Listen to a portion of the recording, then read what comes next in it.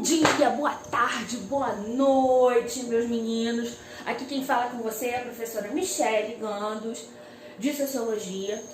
E hoje a gente vai começar, nessa aula, a gente vai fazer um apanhado desse nosso primeiro bimestre, pra gente ter esse nosso primeiro contato mais pertinho, tá? Um do outro. Vamos lá então, tá? Primeiro, muitos de vocês nunca ouviram falar na palavra sociologia, ou quando escutam, vocês imaginam assim: ah, é uma ciência que estuda a sociedade, né? Sociedade, logia, ciência. Vocês estão indo pelo caminho certo. Eu tenho certeza que vocês já pensaram nisso. Contudo, tá? A gente não pode simplificar uma ciência que é tão grande de uma coisa tão pequenininha assim. Primeiro, será que antes da existência de uma ciência que se propõe a estudar a sociedade, ninguém nunca havia pensado sobre ela? É claro que sim, tá? Só que não pensou de uma maneira mais sistemática, ela não pensou como um método, tá? Mas, professora, o que fez as pessoas que pensavam sobre, a sua realidade, que nada mais é do que pensar sobre a sociedade, por que elas começaram a pensar, então, de uma forma diferente? Então, isso é o assunto da nossa aula de hoje, tá? Vai ser quais foram, os acontecimentos históricos que desencadearam uma forma diferente de estudar a sociedade, de pensar sobre ela. Vamos lá, então? Bom, gente, eu poderia colocar vários fatores históricos aqui, ok? Contudo, eu elegi os 4 principais. Vamos lá, então. Reforma protestante, o iluminismo, cientificismo, Revolução Francesa, Revolução Industrial, ok? Bom, gente, como nós estamos falando da sociologia, ela é uma ciência que vai nascer na Europa no século XIX. Então, nada mais natural, tá, do que eles começarem a pensar sobre a realidade europeia, não é? Já que ela nasce aí, ela surge para explicar essa realidade. Então, vamos lá. Então, o que vai desencadear nessas pessoas esse olhar mais perceptível? Então, é isso que a gente vai começar. Primeiro, a Reforma Protestante. Gente, nós precisamos pensar que antes dela, o pensamento que dominava a Europa era o pensamento da igreja. Qualquer igreja? Não. A Igreja Católica, Então, toda forma de pensar necessariamente tinha que passar pelo crivo da igreja, Se a igreja não aprovasse, a igreja caçava governantes, ela destituía reis. A igreja ia atrás daqueles que tinham pensamentos que elas consideravam que eram perigosos à igreja, elas perseguiam essas pessoas, fossem cientistas, fossem as bruxas, enfim, não interessava.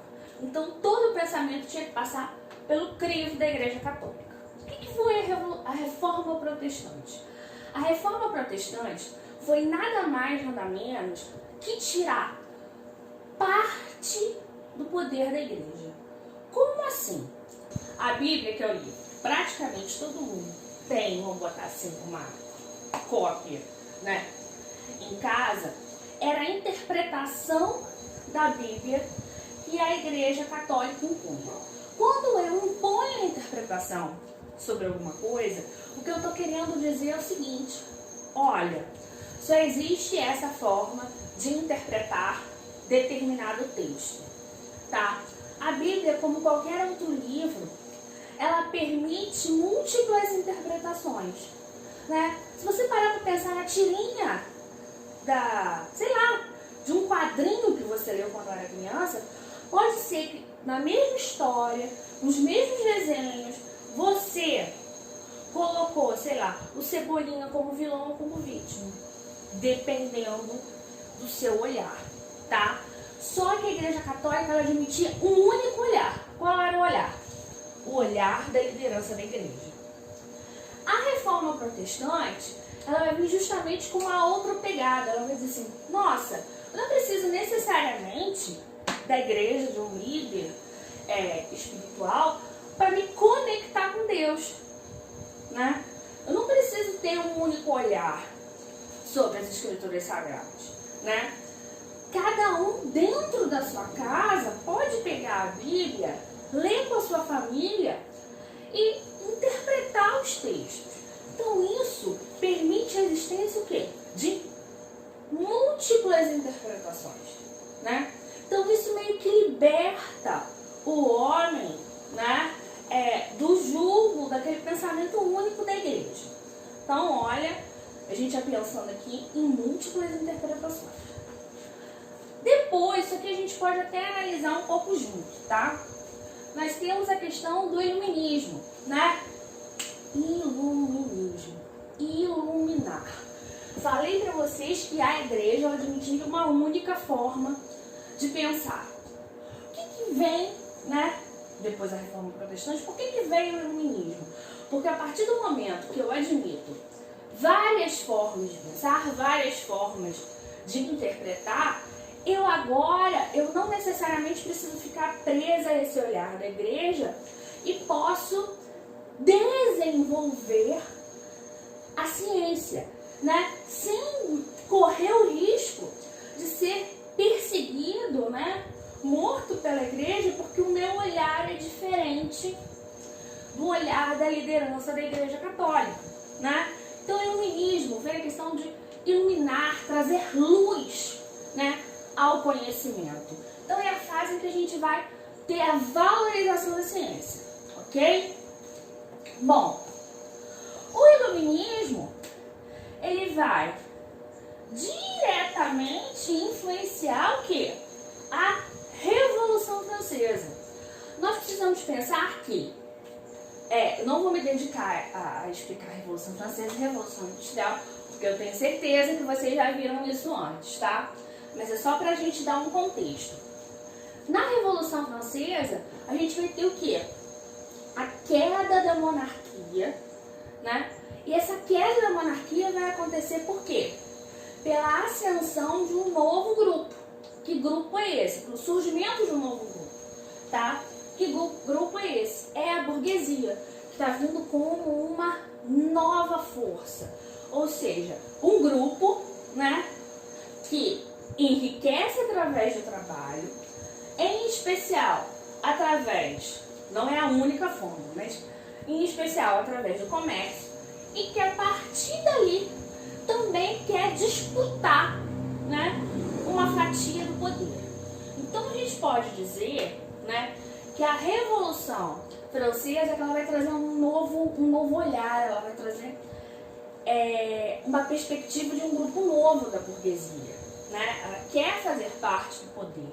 Então a gente pode dizer que a Revolução Francesa seria uma causa, vou botar aqui, política para o surgimento da sociologia, dessa nova forma de pensar, tá? Bom, e por último temos a Revolução Industrial. O que a gente pode falar sobre a Revolução Industrial? Bom, professora, aquilo a gente tinha o trabalho artesanal, né? Onde cada um, né, aquilo que vocês lembram, onde cada um fazia, né, um processo, construía alguma coisa do começo até o fim, né, onde demorava-se muito tempo para produzir alguma coisa.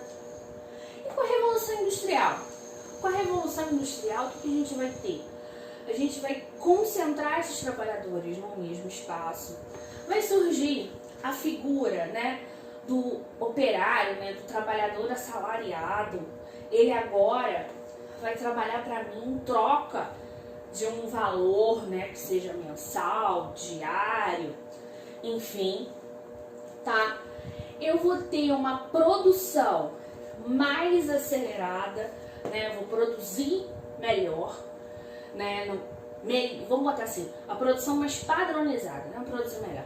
Eu vou ter uma produção mais padronizada, eu vou ter um custo mais baixo, né? E aí a gente pode dizer que a Revolução Industrial ela vai mudar o quê? A percepção econômica, ou seja, vai surgir coisas que não surgiam antes, né? Que não existiam antes. Vai surgir a figura do trabalhador assalariado, vai surgir a figura de todo mundo se reunir para trabalhar dentro de uma fábrica, né? E aí eu vou ter a questão do êxodo rural, de formação das grandes cidades, eu vou ter uma padronização dos produtos, eu vou ter uma queda do preço desses mesmos produtos, enfim. Então, a Revolução Industrial ela é tida como a causa econômica, ok? Então, se a gente parar para analisar isso aqui, a gente vai ver que esses acontecimentos eles estão todos interligados. Por quê? A Reforma Protestante vai possibilitar, né, um olhar, vamos botar assim, separado ou não necessariamente atrelado à Igreja Católica. A partir daí, eu vou dar mais liberdade, né, para as pessoas poderem fazer os seus estudos, né, buscar novas formas de conhecimento. Então, a partir daqui vai surgir o quê? O iluminismo, a questão da gente se ilustrar, buscar conhecer, de valorização da ciência, tá? Tudo isso, né, vai mudar a cabeça das pessoas, né, e fazer com que elas percebam que mesmo uma coisa que está instituída há séculos, né, uma forma de governo ou uma forma de vida, que ela pode mudar, né? O poder ele pode passar de uma mão para a outra. A forma de pensar ela pode mudar. Então eu venho com a Revolução Francesa. E se a forma de pensar, se ela pode mudar, por que não a maneira como nós trabalhamos, né? Por que não a maneira como nós construímos, né? Ganhamos dinheiro, construímos a nossa vida. Então, a partir daqui, a gente tem com a Revolução Industrial. Então, esses 4 acontecimentos em conjunto, eles vão mudar de uma maneira muito radical, tá? A forma de pensar dos indivíduos desse período do final do século XVIII para o começo do XIX. E a partir daí vai dar esse incentivo para a galera começar a pensar a sociedade de uma outra forma, principalmente porque agora a gente tem uma valorização da ciência. Dando prosseguimento à nossa aula, tá? O que é a sociologia? O que ela estuda? Nós já falamos que a sociologia é o estudo da sociedade que surgiu, né? Essa ideia vai surgir na França no século XIX com um francês chamado Auguste Comte. Depois a gente fala mais sobre isso, ok? Então, o que é a sociologia? A sociologia ela vai ser um olhar crítico sobre a sociedade. Professora, o que é um olhar crítico? Por exemplo, eu digo que fulano é muito chato porque ela está criticando o tempo todo. Não é um olhar crítico no sentido de que é uma crítica para diminuir, para você ser chato. Não. É um olhar de alguém que está buscando uma compreensão sobre alguma coisa. É um olhar questionador que vai buscar responder para a gente o seguinte: será que tudo tem que ser exatamente dessa mesma forma que a gente está acostumado há séculos? Será que a gente não tem que mudar alguma coisa, né? Será que essas mudanças que vieram, né, elas têm alguma coisa para nos ensinar? Será que alguma coisa que está acontecendo agora pra gente, que a gente está vendo como uma inovação, é algo positivo é algo negativo, né? Ou o que tem de positivo, o que tem de negativo. Então é esse tipo de olhar do qual nós estamos falando, tá? Se eu falei para você que a sociologia é esse olhar crítico sobre a sociedade, ela vai ter um objetivo inicial. Qual é esse objetivo? Tentar explicar, né, o impacto das transformações que a Revolução Francesa e que a Revolução Industrial, que elas trouxeram para nós. O que essas revoluções impactaram a vida das pessoas? Será que uma mudança política e econômica tão drástica não vai ter impacto nenhum na vida dessas pessoas? Impactos positivos, impactos negativos? O que isso muda para as pessoas? Então, isso é a ciência que busca sempre propor alguma coisa que visa um desenvolvimento da nossa sociedade, ok? Bom, pessoal, vamos lá então, hein? Agora, nós vamos falar um pouquinho sobre o nosso primeiro sociólogo, né? Aquele que vai criar, desenvolver, pensar essa nova ciência, tá? Esse sociólogo, que a gente vai posteriormente chamar de sociólogo, né? É quem? É o francês Auguste Comte, que eu falei para vocês no quadro passado, ok? Bom, se nós estamos falando de ciência, né, que ele está criando uma nova ciência, então toda ciência, né, tudo aquilo que você vai desenvolver, você tem que criar um método, tá? Daqui a pouco eu vou falar um pouquinho mais pra frente de conhecimento, né, científico, do conhecimento do senso comum. Mas lembra o seguinte, eu não posso dizer que alguma coisa é científica se eu não uso um método para fazer aquilo. Senão é um chute, né? E a ciência não pode sair por aí fazendo chutes. Concorda comigo? Ela tem que tentar desenvolver alguma coisa para uma necessidade daquela sociedade. Então eu não posso chutar, né? Dados, eu tenho que ter informações precisas. Então, Comte, ele vai desenvolver, ele vai criar o primeiro método, a primeira forma de estudar a sociedade, tá? Que método é esse? É o positivismo. Ser positivo, professor? Aquela pessoa que tem fé e esperança? Não. O que é o positivismo pro Comte, né? O que esse método traz pra gente? Ele vai buscar estudar, né, a sociedade utilizando os mesmos princípios, métodos das ciências naturais, física, química e biologia.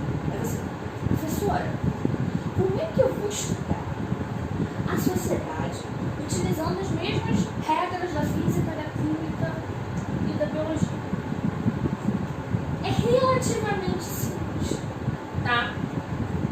Primeiro, eu preciso o quê? Observar os fenômenos. Observar os fenômenos de uma maneira crítica. Quando eu quero estudar a gravidade, né? Se eu solto, né, essa caneta a determinada altura, com que força, né? Com que velocidade ela vai impactar no solo, etc. Então, primeiro eu tenho que fazer uma observação precisa. Eu tenho que buscar dados confiáveis, né? Coisas que eu consiga medir, tá? Então, daí vem essa ideia do positivismo, ok?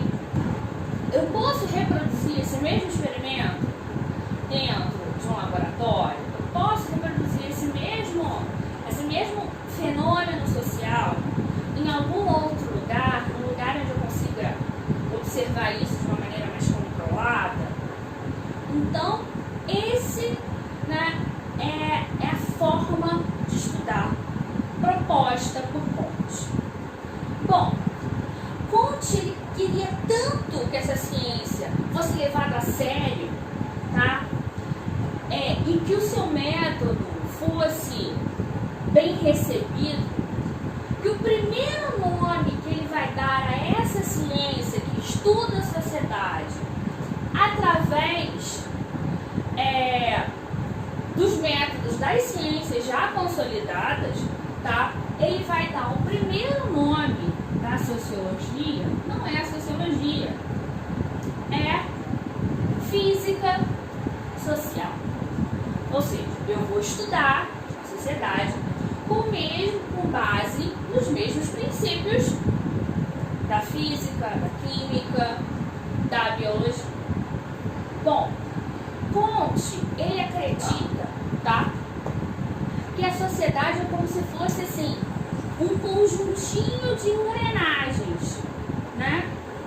Ou seja, se tudo tiver funcionando, todas as engrenagens têm todos os dentes, tá tudo ali funcionando, girando, redondinho, né? Essa sociedade é uma sociedade que está em ordem, tá? E uma sociedade em ordem, ela é uma sociedade que progride, que as coisas melhoram, tá? Então, o positivismo, ele tem um lema. Que lema é esse? É o ordem e progresso. Você já ouviu falar dessa frase? Ela está lá na nossa bandeira.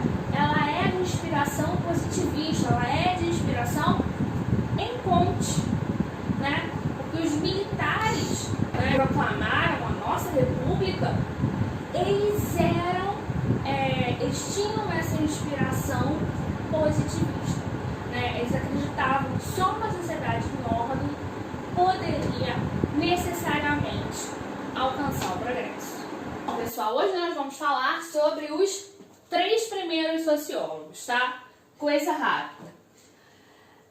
São eles, o francês Émile Durkheim e os alemães Karl Marx e Max Weber, ok? Bom, gente, vamos lá. Durkheim, ele é sobrinho de Auguste Comte, aquele que nós falamos, né, no quadro passado.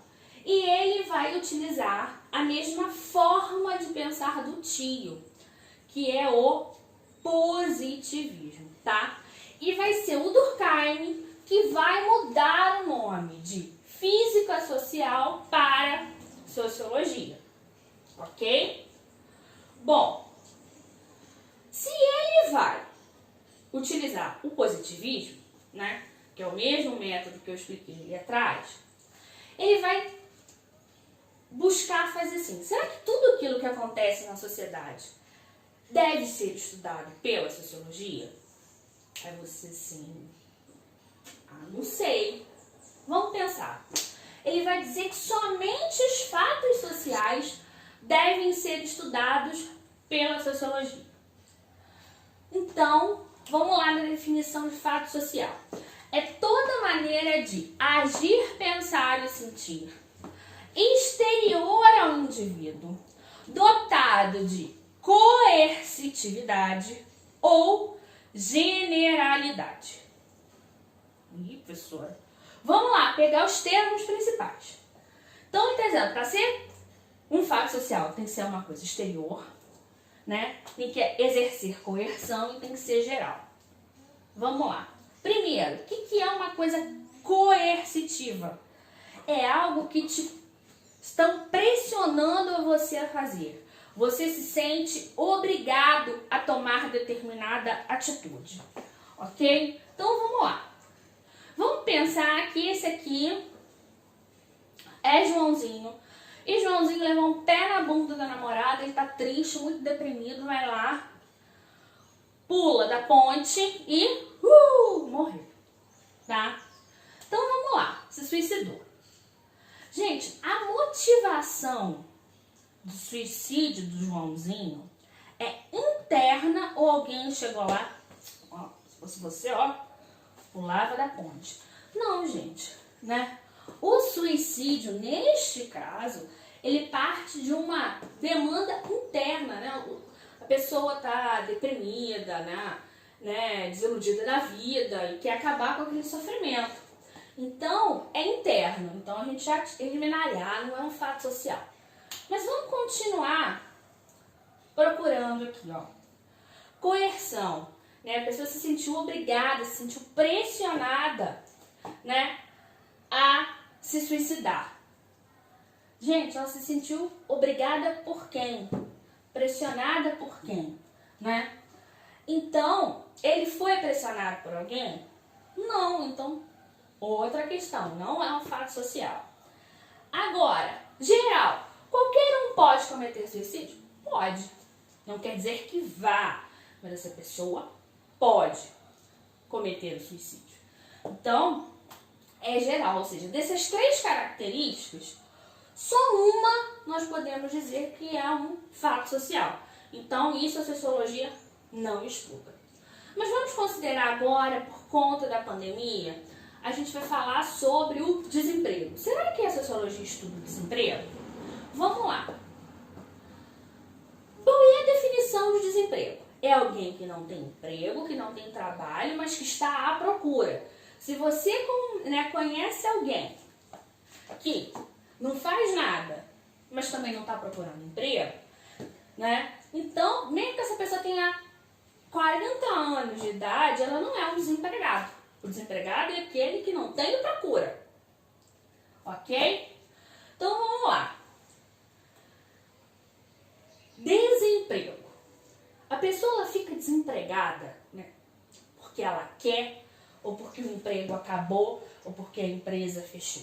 Então, se ela é uma pessoa, se a definição de desemprego é aquele que não tem emprego, que procura por um, então o desemprego é uma coisa exterior àquela pessoa. Coerção, né? A pessoa que está desempregada, ela se sente pressionada a buscar um novo emprego. Ela se sente pressionada pela família, pelas contas que chegam, né? Pela vergonha que muitas pessoas sentem. Ah, qual é a sua profissão? Ah, eu sou professora, mas estou desempregada, né? Então, isso dá uma baixa aí no indivíduo. Então, ele se sente pressionado, envergonhado por conta disso. Sim, então, é coercitivo. Geral, qualquer um pode perder o emprego? Pode, qualquer um pode perder o emprego. Então, também é geral. Então, se eu for estudar o caso do desemprego do João aqui, né, que sei lá o que fez, aprontou dentro da empresa e foi mandado embora, é uma coisa, não é um assunto da sociologia. Agora, se eu for estudar o fenômeno do desemprego, né, se eu for estudar as causas e as consequências do desemprego num determinado período no Brasil, isso é um estudo, né, isso é um fato social. Portanto, é digno de ser estudado.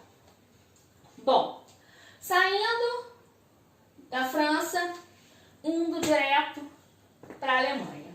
O nosso primeiro teórico alemão aqui é Karl Marx, né? Que muitos vão conhecer aí como um dos, não vou dizer o primeiro, mas um dos primeiros teóricos, inclusive, do pensamento socialista. Ok? Ele vai desenvolver um método, né? Um novo método, uma nova forma de pensar a sociedade, que ele vai chamar de materialismo histórico. A gente não vai aprofundar nisso, mas só para vocês pensarem no seguinte, ele vai dizer que são as condições materiais da produção da vida, ou seja, a maneira como nós trabalhamos, como nós produzimos, que ela vai determinar toda a nossa forma de pensar e de nos relacionar, ok? Bom, qual é o principal objeto de estudo de Karl Marx? É o que ele vai chamar de classes sociais. Ele não vai dizer que é a maneira como a gente produz a vida que vai determinar a vida que nós temos. Então, ele vai dizer que existem 2 classes em especial. Quais são elas? Proletariado e burguesia.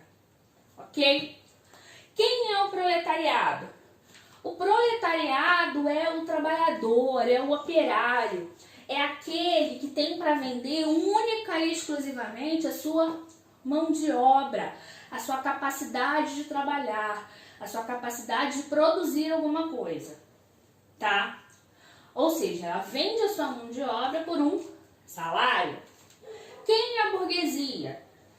A burguesia são nada mais, nada menos do que os empresários, ou seja, aqueles que têm as ferramentas para você desenvolver o trabalho, aquele que é o dono do espaço, aquele que paga o salário, tá? E aí ele vai dizer o seguinte, que essas duas classes, elas estão numa constante luta, né, entre elas. Por quê? Gente, o que todo empresário quer? Ele quer enriquecer, ele quer ficar mais rico, ele quer lucrar mais. O que todo trabalhador, né, que o proletário quer? Ele quer melhores condições de trabalho, ele quer um melhor salário. Vem cá, se o trabalhador tiver um salário, né, compatível com a riqueza que ele produz, tiver boas condições de trabalho, a burguesia, ou seja, esse empresário, ele vai lucrar mais, ele vai enriquecer? Não. Então, o desejo desses dois aqui não dá para ser combinado. Então, eles vivem numa eterna luta, numa eterna disputa de poder, no qual a gente sabe que a burguesia vai sempre sair ganhando. Ok? Bom, terceiro teórico, Max Weber. Ele é o mais novinho de todos, né? Ele chega, né, a ver os primeiros anos do século XX e ele vai desenvolver um método compreensivo, ou vocês também podem ver com o nome de interpretativo, ok? Bom, que método é esse? Se a gente parar para pensar, tanto Durkheim quanto Marx, eles colocam, eles têm uma visão semelhante no que diz respeito ao seguinte: a sociedade, em certo sentido, determina a vida do indivíduo, né? A sociedade, ela tem um grande poder. Para Weber, não. Para Weber, o indivíduo é muito poderoso. A ação dos indivíduos, ela é transformadora. Ou seja, somente através da ação das pessoas a gente pode mudar, transformar uma sociedade, tá?